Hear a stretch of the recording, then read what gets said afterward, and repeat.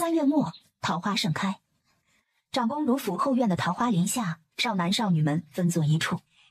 谢婉坐在一旁，听着几步之外，几个少女正在谈论自己。她就是永约侯府的那个天煞孤星。对，刚刚引他来的嬷嬷就是这么介绍的。长公主怎么邀了他来？宁王再怎么着也不会看上这个天煞孤星吧？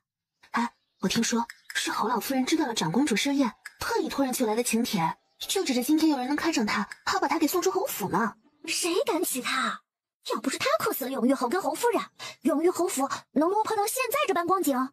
一个3岁的奶娃当了侯爷，哼，说出去都是笑话。但她长得好看啊。听了这话，几个少女顿时沉默下来，悄悄转头看了谢婉一眼。谢婉朝他们露出一个微笑。好看又怎么样？空有一张脸罢了。就是，她不仅克父克母，还心肠歹毒。从道光回府的第1天，葬礼上就把2个叔叔赶出了侯府。听说现在就仗着弟弟对她的依赖，在侯府里作威作福呢。谁敢娶她这样的？听到这儿，谢婉站起来，淡淡道：“谁敢娶我，我不知道，但我知道，爹娘不是被我克死的，而是我那2个好叔叔贪墨府上银子，导致送马草的人以次充好，让马体在山崖处突然发狂，才害得他们坠崖。还有，多谢你们承认我的美貌，我每日揽镜自照，也发现确实比你们好看。”这话一出，几个少女齐齐色变。有少女这样反驳，谢婉却轻飘飘地看了她一眼，飘然离去。看着她亭亭袅袅的背影，那少女气得原地跺脚。不过是空有一张脸罢了，谁不知道他就是个克父克母的天煞孤星？整个侯府的男丁就剩了一个3岁的永玉侯，他谢婉凭什么这么高傲？就凭他那张脸和身段吧。其他人忽然就没了声。他们可以看不起永玉侯府，可以看不起谢婉，但是无法昧着良心去说她不好看，因为他们还不瞎。身后的议论，谢婉压根儿就没当回事儿，怼完人就跑，那是他一贯的招数。吵架这事儿他并不擅长，多吵几句他就没词儿了。怼完就跑，让他们准备了一肚子的话无处发泄，只能对着他妖娆绝美的背影暗自憋屈。刚刚走出桃花林，正巧与侯老夫人，也就是他的祖母张氏遇了个正着。待会儿王大人要来，你给我主动点，整个京城也就他不嫌弃你，愿意娶你。祖母，就这么急着把我赶出侯府？哼，是又怎么样？你已经把持了侯府1年有余，难道还想这么继续霸占下去？再者，男大当婚，女大当嫁，我这都是为了你好。哼，祖母是为了我好吗？难道不是因为那王大人许了祖母，只要将我嫁给他，就给我那2个好叔父寻个好差事？难道不应该吗？你叔父也不过是贪了钟馗1点银子而已，你就不管不顾，当着陛下的面将他们给赶了出去，有你这么当晚辈的吗？哼，只是贪墨的点银子，可他们害死了我的爹娘，像蛀虫一般，趁着我母亲怀孕生子的时候蛀空了侯府。哼，而现在祖母居然还想着把我卖给所谓的王大人，来换取他们的前程。祖母，凭什么觉得我会听你的？就凭我是你的祖母。自古婚姻大事，乃是父母之命，媒妁之言。你爹娘不在了，自然得听我的。我让你嫁给谁，你就得嫁给谁。再说了，你爹娘不是你叔父们害死的，他们是去道观接你回府的路上摔死的，他们是你克死的。话说到这儿，已无争论的必要。谢婉冷笑一声，没有再开口。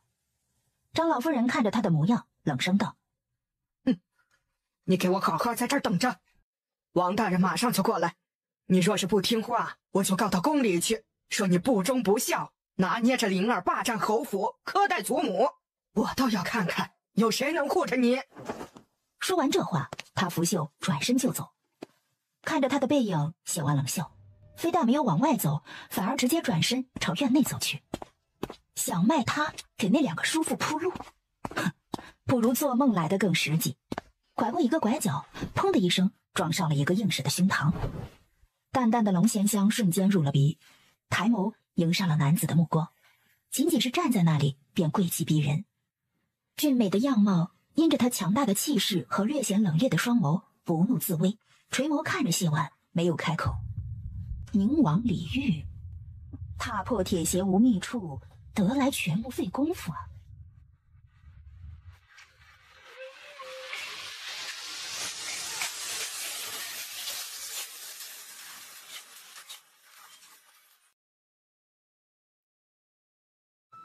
两人贴得极近，谢婉手指微动，一个触手温热的硬物便悄无声息地落入袖中，屈身行礼。臣女谢婉，谢过王爷。李煜嗯了一声，抬脚越过他朝外走去。走了2步，忽然脚步一顿，垂手看了看腰间，然后回眸朝谢婉看了过去。谢婉立刻朝他扬起一个笑，再次屈身。臣女恭诉王爷。柳带眉，桃花眼，小儿挺的鼻梁俏生生的挺立着，缀了光，更显血肌无瑕透亮。一张樱桃小嘴儿抹着淡淡的口脂，粉粉嫩嫩的。削肩柳腰，可衣衫勾勒出的身段却妖娆无比。明明是艳丽的长相，妖娆的身影，却媚而不俗，还透着一股子清雅，极其矛盾又和谐。李煜皱了皱眉，终究是什么话也没说，转身离去。很快，李煜的背影便消失不见了。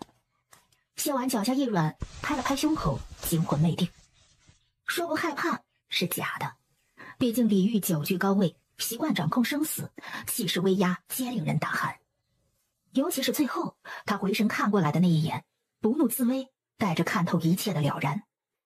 若不是为了今日已准备多时，谢婉当场就跪了。捏了捏袖中的玉佩，他长长松了口气。好在结果是好的。没错，今日这般场景，无论是偷取玉佩，还是之后李煜的反应，谢婉已经演练过多次。胎穿到这个世界时，正巧是月食之夜，被传乃克父克母天煞孤星之命。长老夫人的寻死觅活之下，非要将他送入道观，这一待就是10多年。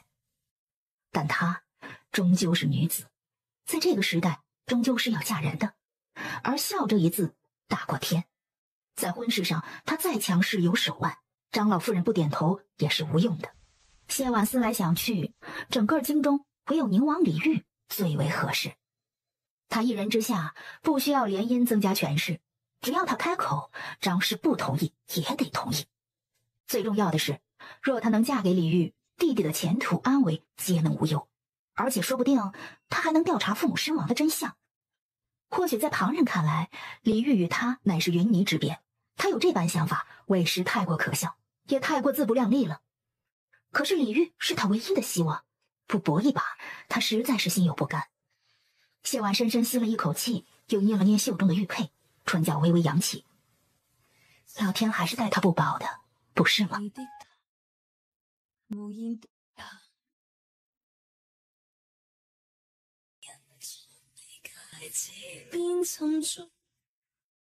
平复了一下心情，谢婉才发现自己竟然不知不觉走到了屋门前，难怪会撞上李煜。只见屋中高座上放着茶水，谢婉想了想，拿起木几上的茶盏，缓缓放到唇边，朱唇微抿，很快茶盏上便留下了淡淡的口脂印。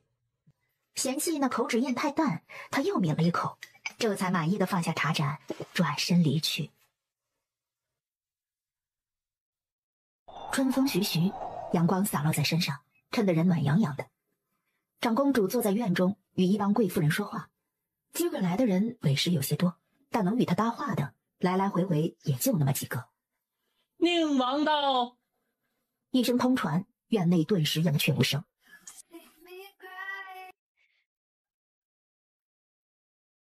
除了长公主之外，所有妇人都急忙起身，朝着缓步入院的李煜屈身行礼。谢过宁王。李煜淡淡嗯了一声，道了一声免礼，目不斜视来到长公主面前，抱拳行了一礼。皇姐。长公主看看他，轻哼了一声。坐吧。李煜在一旁坐下，理了理衣摆，沉默不语。因着他的到来，原本欢声笑语的院子，此刻却安静的如同深夜。长公主也习惯了他给旁人带来的威压，只是轻咳一声，便有些责怪的看着他。不是早就来了吗？怎的现在才过来？脑中闪过一张明艳的脸，李煜淡淡道：“寻了个清静之地，待了片刻。”长公主闻言，顿时就无奈了，轻哼了一声，道：“你从小就是个闷葫芦，偏偏还喜欢清静，也不怕给闷出病来。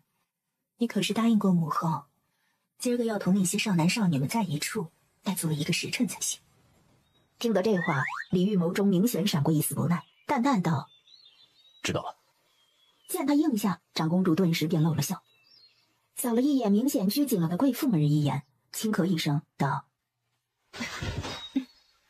行了行了，也别在这儿杵着了，我们这些妇人可不用你陪，你且去你该去的地方。”李煜应了一声，站起身来。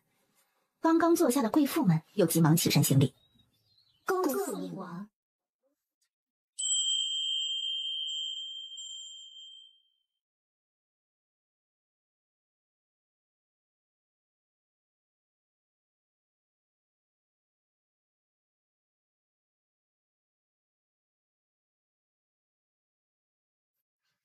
李煜一走，院子里的贵妇们都悄悄松了口气。马国公夫人笑着道：“宁王一来，吓得臣妇连大气都不敢出。”长公主闻言叹了口气：“莫说是你们，就连本宫都觉得，他一来，这院子里的气温都低了些。也不知道哪家的姑娘有这个胆量与他在一处。”马国公夫人连忙笑着道：“少公主多虑了。宁王气宇轩昂，能同他在一处，是多少人求也求不来的福分。再者说了，男子对待心仪的女子总是不同的。”听了这话，长公主不由想到了自己的夫君，笑了笑：“也是，且看有没有人能有这个福分，入得了他的眼吧。”谢婉从院子里出来之后，便又回到了桃花林。礼部尚书的嫡女孔月如主动招呼她：“啊，这不是永乐侯府的谢妹妹吗？快来快来！他们正仗着人多欺负我们女子呢。”这话一出，那些贵公子顿时就不干了，笑着道：“哼，分明是你们比不过，难道还要怪我们手下没有留情不成？”贵女们闻言也不干了：“分明就是你们仗着人多，他们以桃花为题，我们作诗比试，分明我们也做了好些佳作，可最后他们偏偏说他们的佳作比咱们女子的多，硬是判了他们男子赢，这不是仗着人多欺负咱们吗？你快坐上一首，如此一来，两边佳作就一般多了，看他们还有什么话说。”谢婉看着桌上的诗词，余光却一直停留在外间。待到终于瞧见那一抹暗色的衣角，她缓缓扬起一个笑来。一阵春风拂过，几瓣桃花缓缓飘落下来，粉红的花瓣好似也能辨别美丑一般，竟围着艳丽又娇媚妖娆的美人打起了旋儿。谢婉抬眸看向众人，很是坦然地开口道：“我不会。”众人闻言顿时回了神，美人空有皮相，委实有些可惜了。孔月如笑着道：“怎么可能不会呢？谢妹妹就不要前言了。”谢婉看着她笑了笑：“哼，为何不能不会？在座的诸位自幼学的是琴棋书画、诗词歌赋，而我自幼在道观中学的是道法自然，不曾学过自然不会。孔姐姐会道法吗？”“可道法又有何用呢？我们女子总是要嫁人的，当举案齐眉，红袖添香。谢妹妹只会道法，难道成亲之后要给夫君念静心咒不成？”这话一出，立刻就有人扑哧一声笑出来。谢婉神色不动，只笑着道：“修习道法其一要素便是有志，剖析道法，知晓该如何破心中妄念，世间浊相，使人心有宁静，如有所归。道法包罗万象，日后成亲，我能明夫君之言，懂夫君之难，解夫君之苦，红袖添香一巡，谢雨花难觅，知心人难求。孔姐姐觉得是也不是？”孔月如一下子竟无言以对，若是点头，岂不是相当于承认了自己只是那个一巡的红袖添香？可说不是，他又寻不出什么反驳的话来。就在这时，外间忽然传来通报声：“宁王到！”众人纷纷起身行礼：“谢过宁王。”李煜的目光从谢婉面上扫过，淡淡嗯了一声：“免礼。坐吧，本王坐一会儿便走。你们该如何便如何，无需在意本王。是王。落座之后，众人面面相觑。有胆小的贵女已经紧张地捏着帕子，整个人都在发抖了。贵子们也没有好多少，腿都是抖的。李煜的威压连那些贵妇都怕，更不用说这些少男少女了。谢婉也紧张，但较之前已经好上了许多，手脚并没有发软，只是心跳得有些急。孔月如现在很懊恼，刚刚宁王坐下的时候，他应该开口让他平尸的。谢婉瞧着他一脸懊恼，垂了垂眼眸，没有开口。孔月如挣扎了片刻，站了起来。王爷，不知可否请您评一评诗？今日我们以桃花为题作诗，男子与女子相较，一时竟分不出胜负。若是王爷能从中择一佳作，我等定然心服口服。李煜皱了皱眉，朝孔月如看了一眼，开了口：本王不通诗文。此言一出，众人面上都有些难堪。谁不知道宁王文韬武略，才高八斗，这是根本不屑于他们点评罢了。谢婉对这样的结果毫不意外。李煜是宁王，看得天下儒生的文章，评的是状元探花，就是平日看的奏章，那也是各地官员斟酌再三的手笔。他们这些少男少女的诗词，在他看来与玩闹无异。堂堂宁王岂会有空跟你们玩这些小孩子的把戏？谢婉抬眸朝上座望去，却撞上了李煜的目光，四目相对，两两相望。谢婉强忍着要低头的冲动，朝他露齿一笑。李煜收回目光，站起身来。本王有事，你们随意。直到李煜的背影消失不见，桃花林内所有人才松了一口气。吹不到我的杨柳腰，在这桃花源里蹦蹦跳跳，少年你莫要灰心态。李煜出了桃花林，身旁的小泉子就忍不住提醒道：爷，您可是答应过要同那些公子小姐在一处待足1个时辰的，这满打满算一炷香的时间还没到呢。本王答应母后的事，今日要在皇姐府上待足1个时辰，并非皇姐说的要与那些人待在一处。对这样的回答，小泉子一点也不意外，只是笑了笑，开口问道：那爷现在打算去何处啊？李煜想了想，回先前的院子。小泉子应了一声是，两人便又回到了原先所在的院子。哟，这茶都凉了，奴才给爷换一壶热的去。不必，眼下天已热了。自家也喜欢凉茶，尤其是批阅奏章的时候，唯有凉茶方能降火。小泉子也已经习惯了，便也没再说什么。李煜看着窗外，缓缓饮了一口茶。然而茶刚入口，端着茶盏的手却忽然一顿。他皱了皱眉，垂眸看向手中的茶盏，瞧见了上面淡淡的口指印，脑中不由又浮现出了那张明艳的脸。桃花纷飞，美人勾唇而笑，分明是该难堪的时候，他却比任何人都理直气壮。我不。茶盏上的口指显然不是一次就印下的，修长的手指在杯口抹过。李煜放下茶盏，擦了擦唇，又擦了擦手。回了。小泉子躬身应了一声是。看着面前熟悉的院子，谢婉莫名有些想笑。你笑什么？眼下王大人还没来，你笑给谁看？天下男子千千万，您当真非要将我许给一个足以做我父亲的男子？哼，什么叫足以做你父亲？你是生得晚，你父亲比王大人长了5岁，有区别吗？这里是长公主府，你却硬拉着自己的孙女来这僻静之处与旁的男子私会，此事若是传了出去，岂不是旁人会怎么看你，怎么看我？就是长公主也绝不允许你这般玷污了她的府邸。你少拿长公主来吓我！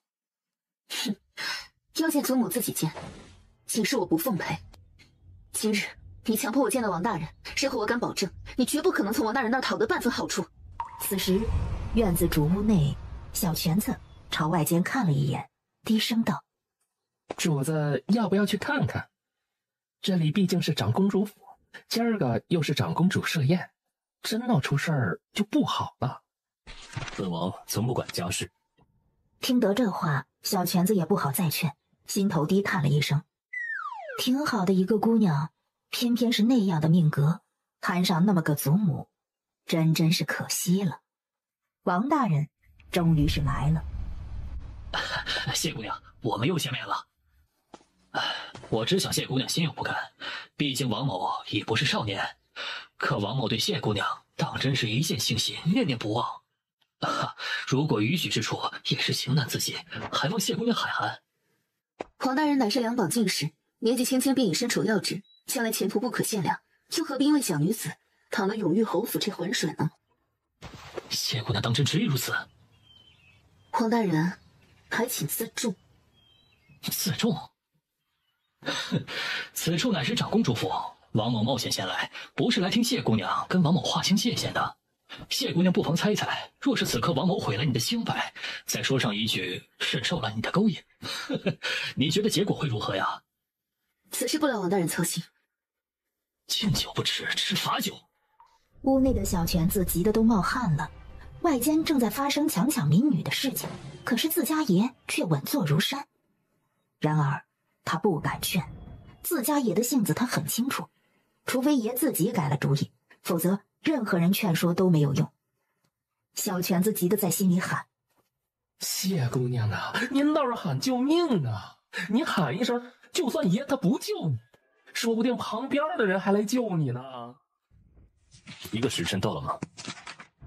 尚未。那也差不多了，走吧。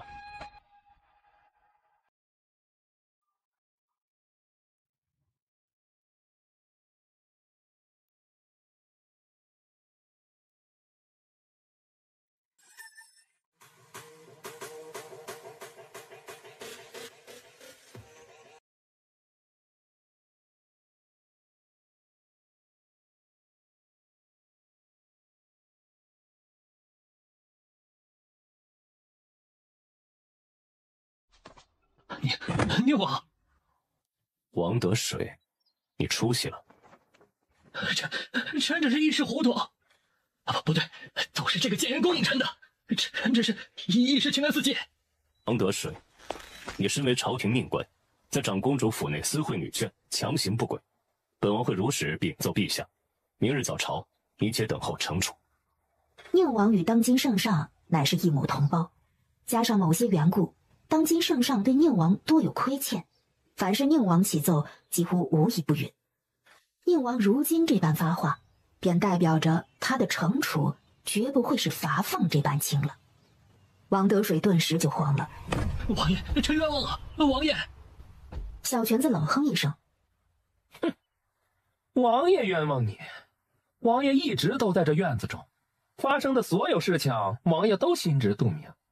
朝廷有你这种官员，简直就是玷污了朝堂。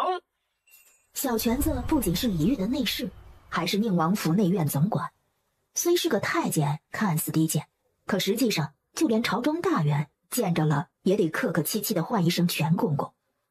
因为他的话代表的不仅仅是他自己，很多时候还代表了李煜的态度。求宁王开恩！还不快滚！难道还要王爷派人请你走不成？臣这就走，臣这就走。路过谢婉时，他狠狠地瞪了他一眼，全是这个祸水，都是这个贱人，他给他等着。瞧见他的眼神，小泉子皱眉道：慢着。王爷还有何吩咐？小泉子看了李煜一眼，这才冷声开口道：今日之事，王爷不想在外间听见半句风言风语。是，臣绝不外传。听了这话，小泉子这才满意的道：滚！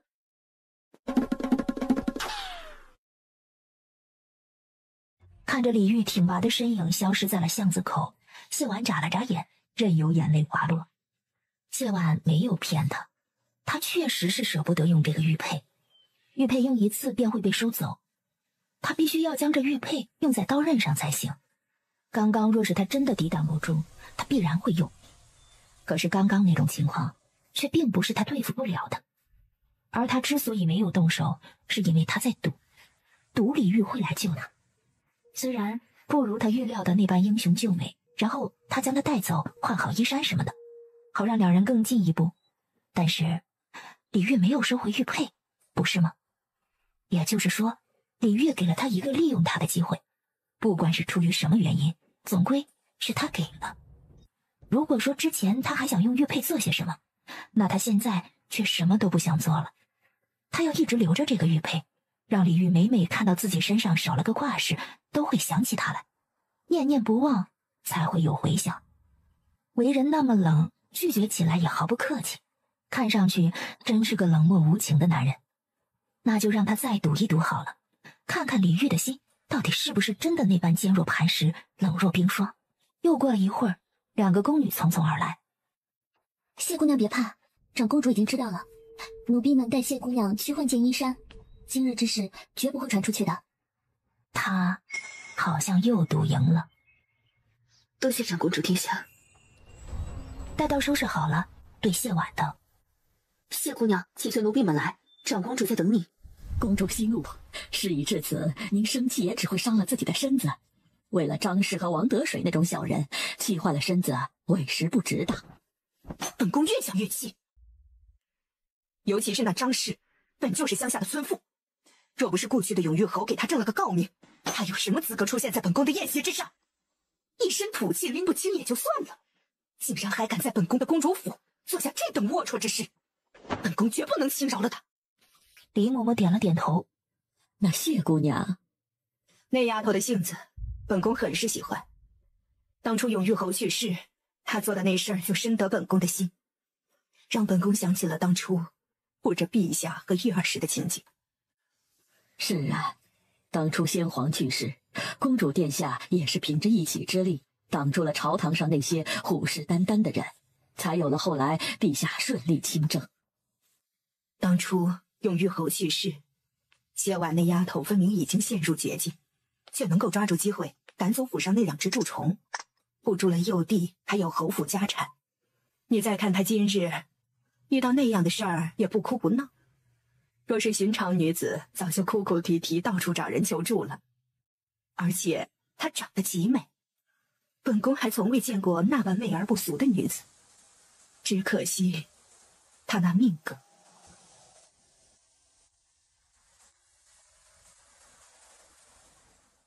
不是说过了及笄之日，命格就散了吗？而且依着奴婢看，宁王也未必会在意命格之说。这跟玉儿又有何干？您想想看，宁王是什么性子？陛下和公主送到他府上的女子，宁王眼都不眨，转身就送入了青楼。可今儿个，他却主动派人来跟您说了谢姑娘的事儿，明摆着就是要您帮着善后，为谢姑娘讨个说法嘛。或许只不过是因为那王德水在他门前做那龌龊之事，惹怒他罢了。宁王是您看着长大的，您什么时候瞧过他做那些多余之事？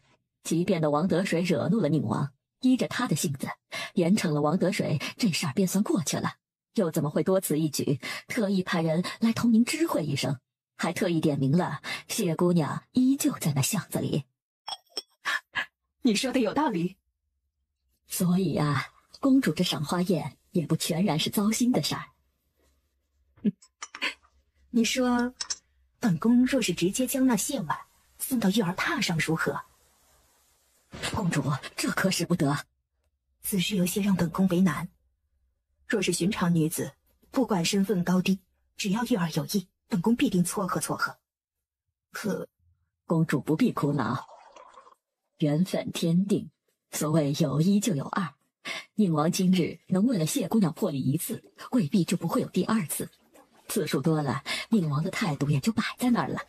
公主只需看着便好。今日也算卸下了本宫心头的一块大石。本宫还以为，当年那事之后，玉儿已无心男女之事。说起来，也是本宫和陛下对不起她。本公主，谢姑娘到了，快请进来。谢婉抬脚进了屋，屈膝朝长公主俯身行礼。长公主。长公主一瞧谢婉，顿时眼睛就亮了。尽管早间已经见过一面，但此刻再见，他还是又被惊艳了一番。放在身前的手指纤纤如嫩仪，皮肤白皙如凝脂，美丽脖颈像球旗，额头方正，眉弯细，尤其是那腰身，纤细不足一握。最难得的是，尽管是艳美的样貌，气质却很是出尘，倾国倾城，艳而不俗。许是因为在道观长大的缘故，整个人给人感觉很是淡雅平静，连带着让看的人都心中一静。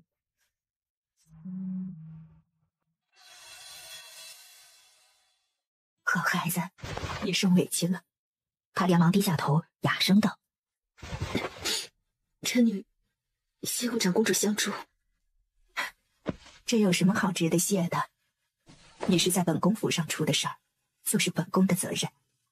你且放心，那王德水此生的仕途便算是到头了。今儿个这事儿，外间绝不会听得半点风声去。长公主大恩，臣女没齿难忘。别哭，装哭花了，让旁人瞧出来就不好。你且坐着同本宫说说话，平复下心情。宴席快开始的时候，本宫带你出去啊。本宫觉得与你甚是有缘，往后你说是遇到了难处，也可尽管来寻本宫。谢公主殿下。公主殿下是臣女回京之后第一个对臣女表达善意之人。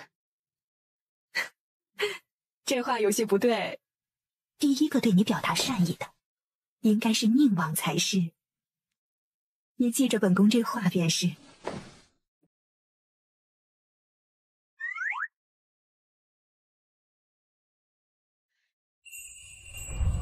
饭后，长公主带着她又回到了屋中，寻着她说了些话，然后才派人将她送了出去。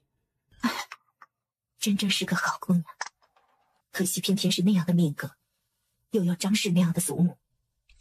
谁说不是呢？大大可知礼有节，知恩图报，待人真诚，眼皮子也不似张氏那一家子浅薄，就连样貌也不相似。谢侯府这是逮猪出好笋了。若不是考虑到玉儿，本宫都想直接收了她当义女，也免得这么好的一个孩子被张氏那一家给连累了。宁王好不容易待一个女子有所不同，您若是将谢姑娘收作义女，那谢姑娘见着王爷还不得喊一声舅舅？王爷嘴上不说，心里还不定怎么怨您呢。他要是会为了这事怨我，那倒好了。你说，为何他没有提起玉儿？他的事儿被玉儿撞了个正着，玉儿走后，本宫的人就到了。谁都看得出来是玉儿找的本宫吧？他为何只字不提？许是因为男女有别，怕公主殿下误会他是个攀龙附凤的。毕竟公主您没有主动提起，只说了一句您不是第一个对他表达善意的人罢了。本宫光顾着心疼他，将这茬给忘了。若是之前本宫提了，他肯定是要谢的。这一来二往的，不就有了交集？先前您还说他的命格摆在那儿，不好撮合呢。确实让人记得，且看看再说吧。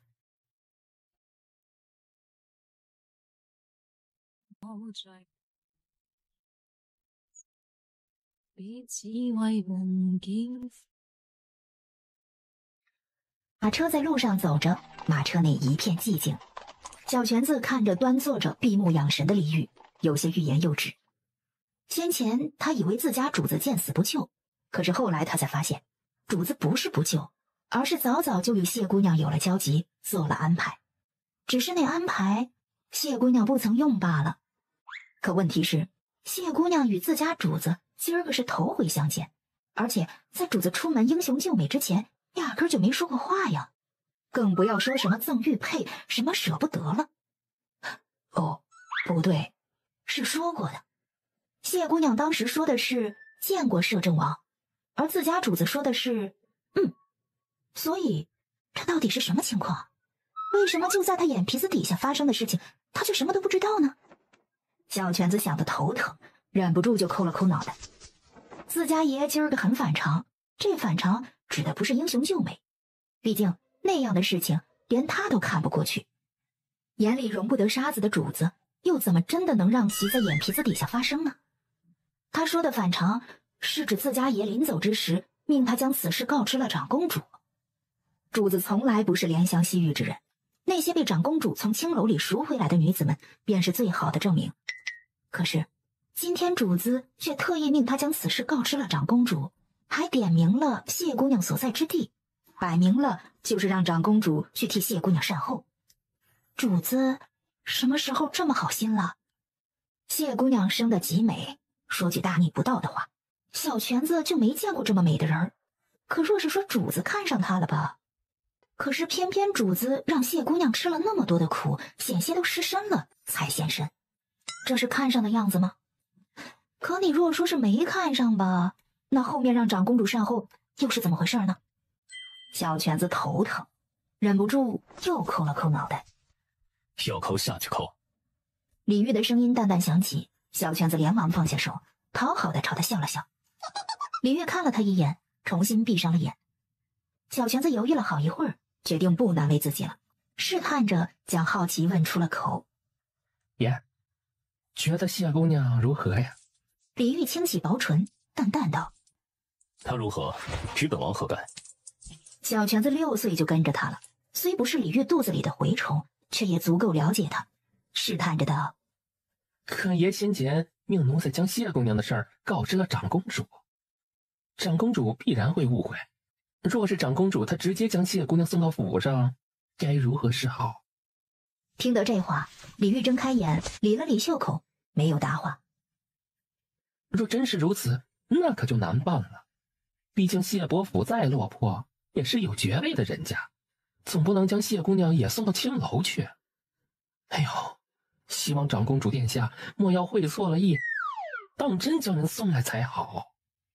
李煜闻言，开眸看他，朗声道：小泉子，奴才在。你话太多了。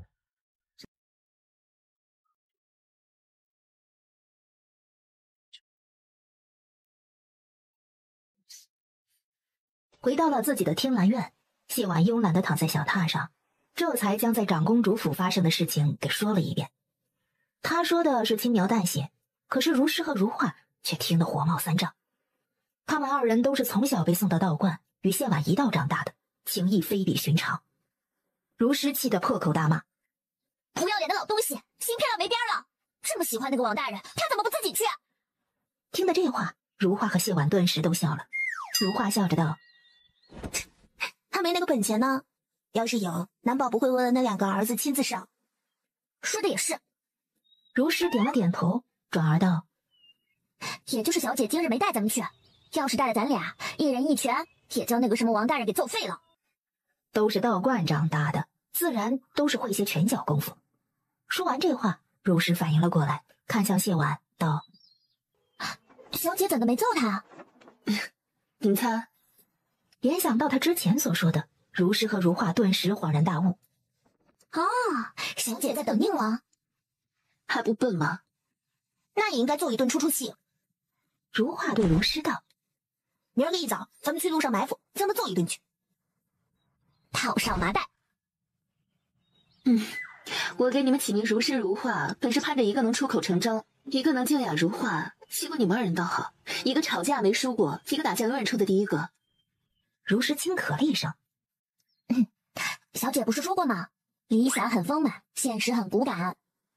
我说过那么多，对你有利的就记着。谢婉笑着换了话题：灵儿今日可好？如画回答道：同往日一样，上午跟着练了会儿舞，中午睡了会儿午觉，这会儿正在跟夫子上课，来找过小姐一回，听闻小姐不在也没闹腾，不高兴是有的。谢婉了一声。谢林现在3岁了，已经不如之前那么粘人，乖巧可爱的紧。如诗和如画瞧见玉佩，注意力顿时就被吸引了过去。2人互看了一眼，如诗试探着开口问道：小姐，这玉佩是？谢婉朝着2人挑了挑眉：你们未来过夜的？听了这话，如诗和如画顿时瞪大了双眼，一脸惊诧。完了完了，自家小姐出去了一趟，被不知道哪儿冒出来的野男人给骗了。瞧着2人一副痛心疾首，想说点什么又不敢说的样子，谢婉笑着道：想到哪儿去了？这是宁王李煜的贴身玉佩，我偷来的。准确的说，虽然是我偷的，但他默许了。想起李玉，谢婉的面上带了笑。我看上他了。听了这话，如诗和如画的下巴惊掉在了地上，好半天才捡起来。如诗斟酌了一下用词：“小姐看上宁王什么了？”谢婉想了想，看上他长得好看，看上他性情不错。性情不错？如诗有些傻眼。宁王是出了名的冷酷无情，送去宁王府里的那些女子，他眼睛眨都不眨，就直接送去了青楼。小姐是从哪儿看出来宁王性情不错的？如画也跟着道：“整个京城谁人不知宁王是个冷面阎罗？小姐你不会是认错人了吧？”谢婉看了两人一眼：“你们可以怀疑我的人品，但不能不怀疑我的眼光啊。”见他主意已定，如诗和如画也不好再说什么。毕竟从小到大，谢婉都是拿主意的那个，他们只需要照办就是了。脑海中闪过那张英俊的脸，谢婉收好玉佩，眉宇间染上了几分笑意。李玉今天救了他2次，不知道是真的外冷内热，还是单单对他如此。若是后者，那他现在有没有想起他？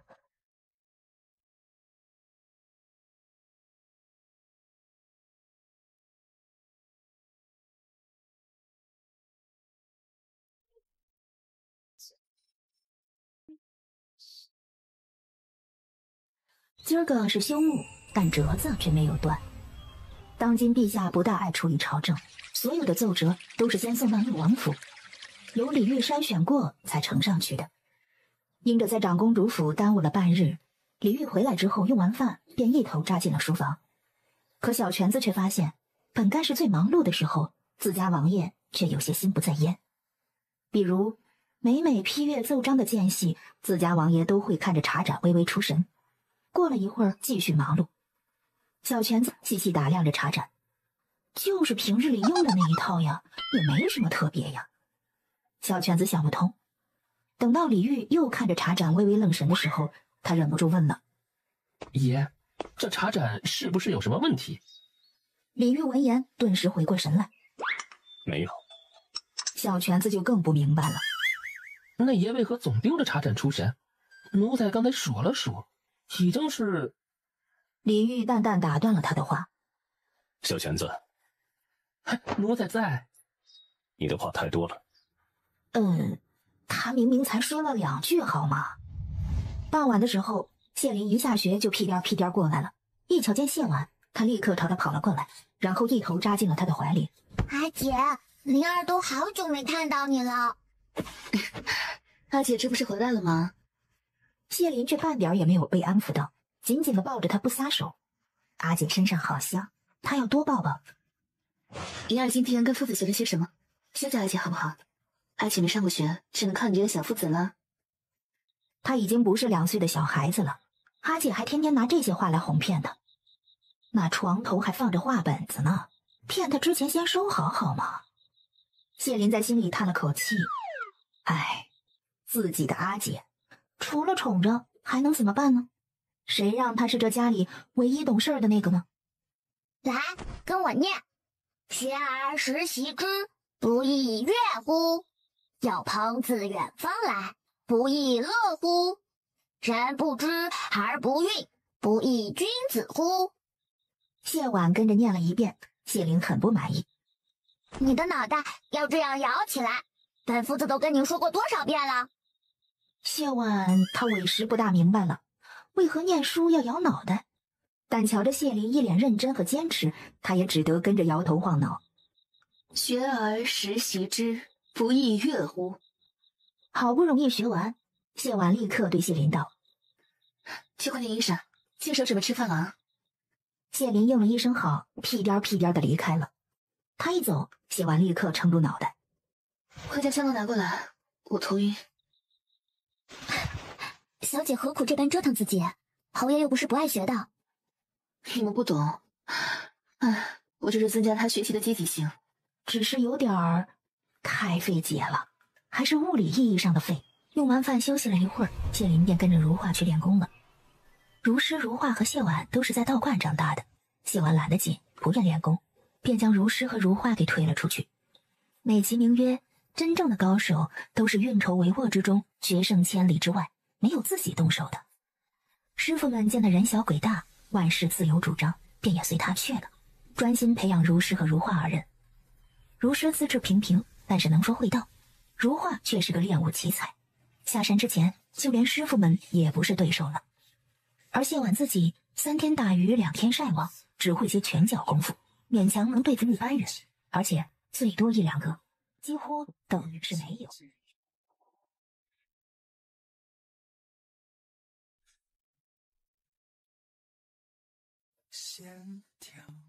小姐是在睹物思人。谢婉看了他一眼，直接大大方方的承认了。对啊。他的坦率让如诗微微一愣，但随即一想，自家小姐一向如此。他刚要说话，便看见谢婉忽然手一松，手中的玉佩便直直的落了下来，吧嗒一声摔成了2半。谢婉一脸惊讶的看着地上的碎玉，啊，手滑了。如诗震惊了，若他不是亲眼看见小姐故意松的手，他差点就要信了。如诗看着地上的碎玉，怎么也想不通。小姐不是极喜爱这枚玉佩吗？这几日得了空都在手中打完，怎么忽然就摔了呢？玉佩只是死物，我要的从来都不只是一枚玉佩而已。说完这话，他看向如诗道：“备车，随我出去一趟。”小姐怎的又要出门？可是要去惩治姓钱的那一家子。一人做事一人当，赃款已经毁了，钱家从今往后与侯府再无瓜葛。我出门是去琳琅坊。琳琅坊？小姐是要去买饰物吗？如诗劝道：“那间的东西都很贵，府上已经捉襟见肘，小姐要不要再考虑考虑？再说了，小姐这般貌美，不用饰物也已经艳压群芳了。”谁说我是去买饰物了？我是去修玉佩。啊！如诗傻了眼，术后修，这是觉得侯府还不够捉襟见肘，摔着玩吗？琳琅坊不仅买各种玉器、金器、稀罕物件，坊内还有能工巧匠修复各种珍贵的物件。当然，修复一次或许比买个新的更贵。谢婉刚进琳琅坊，小二便迎了上来。哎呀，这位姑娘是要买些什么？我不买东西，只是想要劳请贵坊的师傅修复一枚玉佩。此玉佩比较贵重，我想见一见你们掌柜。小二看了看他，犹豫了一会儿，然后道：“啊，姑娘2楼请。”琳琅坊的掌柜来了，瞧见谢婉的样貌，顿时一愣，然后才反应过来，拱手歉意道：“姑娘先人之子，是老夫失礼了啊！老夫姓穆，乃是琳琅坊的掌柜，不知道姑娘要修复什么玉佩呀？”原来是穆掌柜啊。这玉佩啊，乃是贵人所赠，我很是爱惜。只可惜身旁丫鬟愚笨，不小心给摔破了，想看看贵坊能否修复。一旁的如诗眼观鼻，鼻观心。没错，他不仅愚钝，他还手滑。穆掌柜抬脚上前，待看见上面的字，他一脸惊诧地抬头看着谢婉，道：“这。”谢婉朝他点了点头。正如穆掌柜所想的那般。这玉佩实在是太过贵重，老夫也不知晓到底能不能修复啊。晚些时候寻几个师傅都看看。姑娘若是信得过的话，可将玉佩留下，明日再来。好，我明日再来。只是，穆掌柜看着他，只是如何？谢婉朝他笑了笑，有些不好意思的道：“并非不信任穆掌柜，而是这玉佩对我来说太过重要。我将此玉佩放在掌柜这儿，还劳烦掌柜给我写个凭证。”应该的，应该的，是老夫考虑不周。谢婉心情极好，扬起的唇角就没落下来过。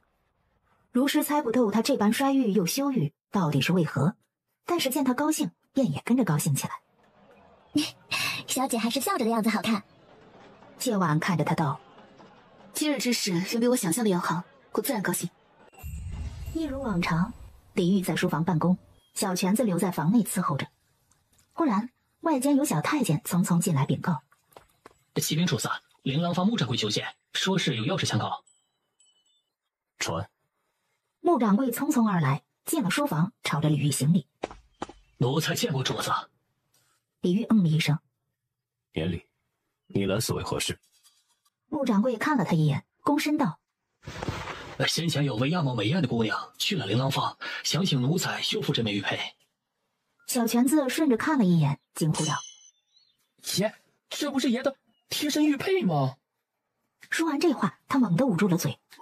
坏了，先前在长公主府的时候，还听闻爷和谢姑娘说什么玉佩的话。穆掌柜说的美艳的姑娘，应当就是谢姑娘。除了谢姑娘之外，爷的玉佩也没落到旁人手上过。这好好的玉佩，怎么就突然碎了呢？李煜看着面前的丝帕里的玉佩，俊脸顿时就冷了下来。犹记得那日，他被王德水纠缠，他问他为何不用玉佩时，他的回答是：舍不得。李煜冷笑了一声，一个舍不得。小泉子和穆掌柜闻言顿时心头一凛，因为他们知道主子已经是很不悦了。李煜拿起玉佩，出手温热的上等羊脂白玉，在修长的手指中更显得贵重。贵了。小泉子和穆掌柜闻言皆是一愣，小泉子有些迟疑道：这真要毁了吗？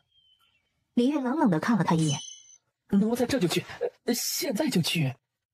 说完这话，他便噔噔噔地小跑着出了书房。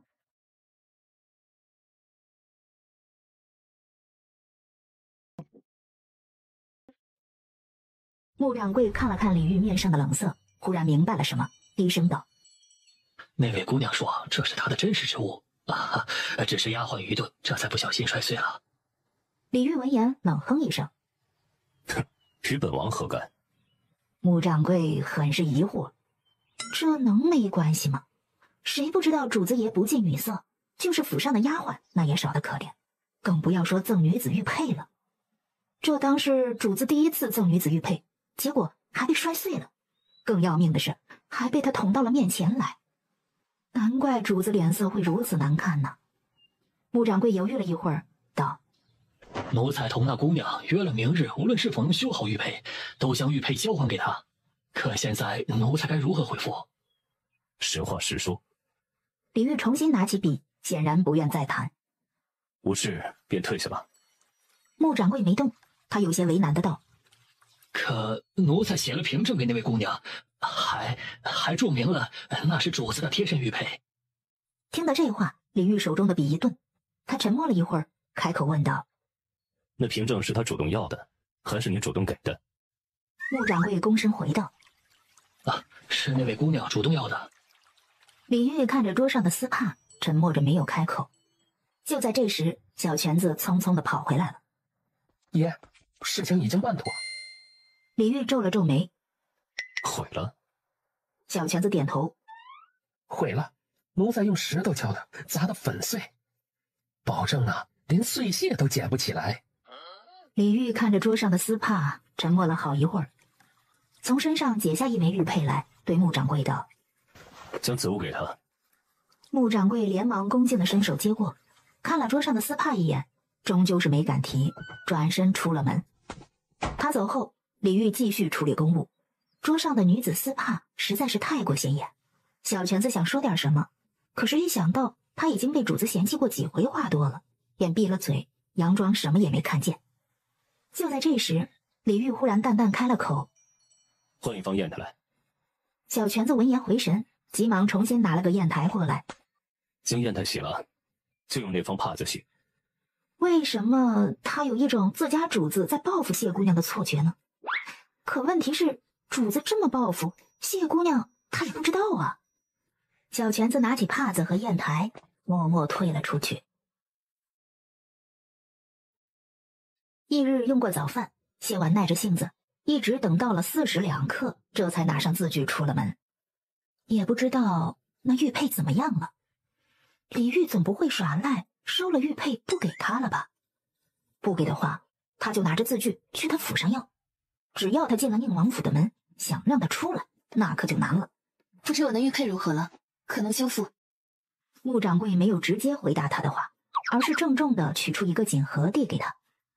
谢婉伸手接过，便看见了里面与之前全然不同的玉佩。之前的玉佩是厚实的圆形，而现在这个却是方形的。唯一相同的是，中间都刻着一个玉字。看着这枚玉佩，谢婉顿时就笑了。李煜看到碎玉的时候肯定是生气了吧，可最终他却又给了一枚新的来，唯一的解释就是他一气之下命人将玉佩扔了或者毁了，而他手中又有收据，无奈之下他只能给他一枚新的。哎呀，他怎么这么可爱，让他有点想得寸进尺了，怎么办呢？谢婉本就是艳丽的长相，这一笑便如同海棠绽放，美得让人移不开眼。穆掌柜微微晃神，而后便急忙收回了目光，不敢再多看上一眼。毕竟能得自家主子连赠2枚玉佩的女子，眼前这位绝无仅有。往后他该如何称呼还不好说呀。玉佩修复得很好，劳烦掌柜替我谢过那位师傅。穆掌柜以手掩唇，轻咳了一声，没接话。毕竟他也不知道那位师傅需不需要他这声谢呢。谢婉收了笑，看着穆掌柜道：“不知掌柜可还记得，昨儿同这个玉佩一道送来的，还有一封丝帕。那封丝帕乃是我母亲的遗物，于我而言很是珍贵，还劳烦掌柜归还。”穆掌柜彻底傻了眼。母亲的遗物？谢婉点头，一脸诚恳的道：“那帕子对我很是重要，旁的无法替代。”穆掌柜头有些大了，他很是为难的道：“那方丝帕如今在那位师傅手中，我也不知那位如何处置了。”无妨的。谢婉朝他笑了笑：“于那位师傅而言，不过一封帕子而已，想必也无甚用处。只是那丝帕是我母亲所留不多的遗物，还劳烦掌柜帮我问上一问。”话都说到这个份上了，穆掌柜也只能点头说了一声好。毕竟昨儿个人家确实是将帕子送来了，他也确实收了。不管是不是遗物，人家既然索要，他就得归还。再者说了，眼前这位姑娘跟自家主子是个什么关系，将来会是什么关系都不好说。唯一能确定的是，自家主子对这位姑娘那是不同的。万一将来真的有那么一天，他现在示好也算是占得先机呀。见他应下，谢婉也见好就收，朝他笑了笑道：“那就有劳穆掌柜了，留个此时我再来。”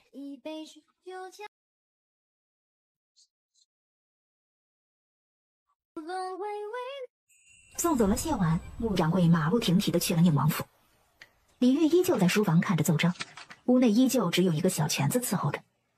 外间内侍通报穆掌柜求见的时候，小犬子惊讶了一下：“穆掌柜这2天跑得还挺勤。”李煜手中的笔微一顿：“他昨日也是这个时候来的。”“哟，可不是嘛，不早不晚，掐着时辰过来似的。”李煜闻言皱了皱眉，沉默了一会儿，才对通报的内侍道：“传。”穆掌柜进了书房，行了一礼之后，硬着头皮说出了自己的来意。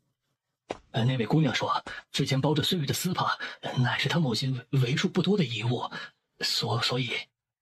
在李煜越来越冷的目光下，他还是艰难地把话说完了。那位姑娘想要将丝帕要回去。这话一出，书房内温度骤降，小裙子站在那儿瞪着眼，连大气都不敢出。丝帕，昨个主子让他去用丝帕洗砚台，洗完回来之后，他向主子请示，这丝帕该如何处置，主子让他看着办。小裙子自认是主子肚子里的半条蛔虫，当即便领悟到了，这丝帕扔不得。毕竟如果要扔或者毁，主子直接吩咐就是了。既然没吩咐，那就是要留着的意思。于是摆在他面前就只有2条路，一条是把帕子洗了，好生收着；另一条就是原封不动，就这么放在那儿。小强子想了想，这些日子他已经被爷嫌弃过好几回了，万不能再让自家爷嫌弃了。秉着多做多错，不做不错的原则，小强子最终决定就将那丝帕这么收起来。可是如今看着自家爷的脸色，小强子隐隐有了一种不太好的预感，他似乎好像应该又要被自家爷给嫌弃了。李煜深深皱了眉，转眸看向小泉子。小泉子当即周身一凛，连忙道：“爷，帕子还在，就是……”李煜语声清冷：“就是如何？”小泉子硬着头皮道：“就是……昨儿个洗完砚台什么样，现在就还是什么样，而且那似乎应该也不是什么遗物。李玉闻言看了他一眼，那眼神太过复杂凌厉。小裙子表示没看懂。李玉收回目光，冷声开口道：“起来。”是。我们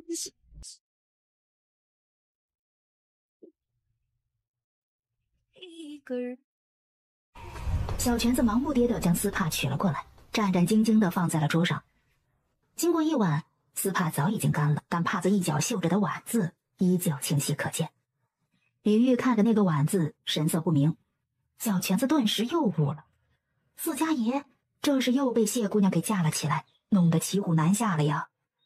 为什么要说又呢？毕竟索儿爷在听闻谢姑娘手中握着凭证之后，冷着脸解下贴身玉佩的场景，那还历历在目呀。这帕子谢姑娘说是遗物，那即便不是，她也是了。自家爷拿着帕子泄愤，是有几分幼稚在。黑漆漆的帕子已经难以复原，若是这般送回去，那岂不是等于在告诉谢姑娘自家爷都干了些什么幼稚的事儿？爷的一世清明以及英明神武的形象就全毁了呀！那场景，小裙子不敢想。李玉从帕子上收回目光，看着小裙子的眼神像是在看什么蠢物。你办了一个好差事。小裙子很是无辜，这也能怪他？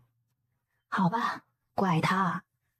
小裙子忠心耿耿的道：“爷，要不咱们寻个绣娘，赶紧重新绣一方帕子，这是素帕，一会儿就成了。”李玉看他的眼神，顿时像在看一个傻子。穆掌柜有些看不下去了，连忙道：“此事恐怕不妥。这世上没有不透风的墙，若是让旁人知晓了此事，必然会胡乱猜测。若是一位主子拿了一个女子的帕子，还舍不得归还原物，另许人做了帕子归还，那可如何是好？”小裙子想了想，又道：“那干脆就直接说，只是一方素帕，以为不重要，随手丢了。”李玉这回连看都懒得看他了，直接靠在椅背上闭了眼。穆掌柜看了一眼他的神色，低声解释道：“那位姑娘都说是母亲的遗物了，若是说弄丢了，她问在何处丢的，又是何人丢的，要如何回答呀？那位姑娘拿了主子给的第二枚玉佩，即便是个愚钝的，也已然知道帕子在何处丢的了。”没有一丝顾虑，你就是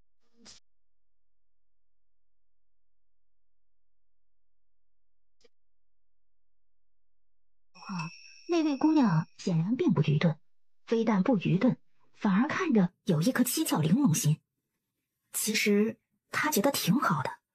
自家爷对谢姑娘显然是不一样的，谢姑娘借着明显不是遗物的帕子纠缠，意思也很明显，倒不如直接就说弄丢了。这样一来，谢姑娘就有借口来见自家爷了吗？狼子野心，出人若怯。李玉清冽的声音在书房内响起，小裙子朝他看了一眼，没说话。自家爷这个态度，弄得好像她是黄花大闺女似的。谢姑娘她容易吗？当然了，这话小裙子也只敢在心里想想。他很诚恳地问道：“那一爷看此事该如何处置？”屋内很是安静，小裙子和穆掌柜谁都没敢出声。过了半晌，李玉睁开眼，看着穆掌柜道：“你直接同他说，帕子已经被本王命人毁了，本王府上从不留无关之人的物件。”这话一出，小裙子和穆掌柜的心瞬间就凉了一些。李玉又接着道：“若是他再纠缠，你随意在琳琅坊取一物件，当做是给他的补偿，将他打发了便是。”听得这话，小裙子和穆掌柜的心顿时又凉了一截。穆掌柜看了看桌上的黑漆漆的帕子一眼，垂眸躬身：“是。”穆掌柜揣着一颗凉了一半的心走了。小裙子看着桌上黑漆漆的丝帕，欲言又止。李玉冷声道：“说。”小裙子小心翼翼地看了他一眼，壮着胆子道：“其实奴才觉得谢姑娘挺好的。”李玉轻哼了一声：“胆大妄为，得寸进尺，好在何处？”小裙子想了想，很认真的道：“谢姑娘，长得好，身段也好。”眼前忽然浮现出那张艳丽的脸，还有那婀娜却不让人觉得轻浮的身段。李煜垂了垂眼眸，重新拿起笔，语声不明：“你懂得挺多呀。”小泉子嘿嘿一笑：“爱美之心，人皆有之嘛。奴才虽然是个太监，但也是个人，爱美之心还是有的。”将这帕子洗了。啊！李煜语声清冷：“什么时候将这帕子洗干净，什么时候再来伺候。寻些事情做，省得你整日胡思乱想。”小泉子很是无奈，身为内侍总管，他很忙的好吗？小泉子拿着帕子，一直在思考一个问题：主子罚他，到底是因为他为谢姑娘说了话呢，还是因为那句身段好？若是因为后者，小泉子忍不住嘿嘿一笑。他就说嘛，谢姑娘那样有趣又聪慧的人，还是那样的一副好样貌，真是打着灯笼也难找的。自家爷不可能无动于衷，就是那命格有些让人忌惮。等再过些日子，循着护国寺的方丈重新算算好了。哎，他真是个为主子操碎心的贴心好奴才呀。